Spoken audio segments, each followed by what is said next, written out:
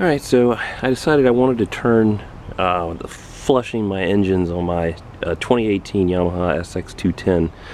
I wanted to make that a one-person job, and I wanted to be able to do both of them at the same time.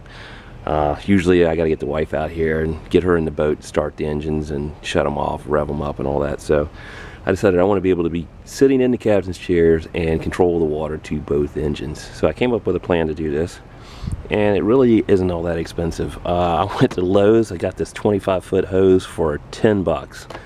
I got a Y adapter. I could have gone a little cheaper on that. This was about 9 bucks. A new hose repair kit to connect to the adapter. That was about 6 bucks. One hose clamp, and then you're going to need 2 of the Yamaha connectors. Now this is the one that came with my boat that just hooks right on the end of the hose. I went online, ordered that, and it was even pictured like that, but they sent me this.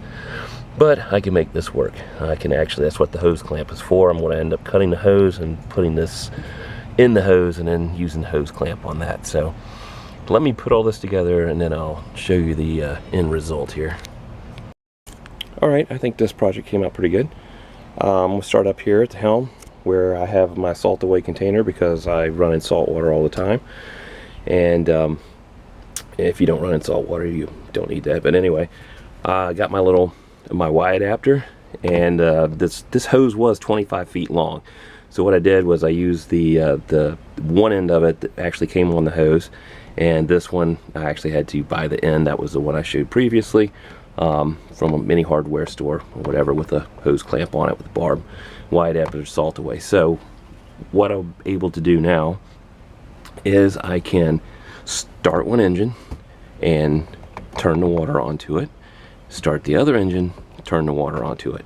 And with the salt away, obviously I have to turn this over to have it either on rinse or salt away before I do that. And what I usually do is start it on rinse, let the water run through it for a few minutes, and then I turn the salt away and let that run. That way it cleans some of the salt out even before I start using salt away. So, and the neat thing about using this, shutting it off, I could do it one of 2 ways. I could shut the water off to one engine, rev it, then shut the other engine water off, and then rev it. Or since I'm using the salt away, I can just turn the salt away to off, which will kill both engines' water, and then I can rev both engines at the same time and be done.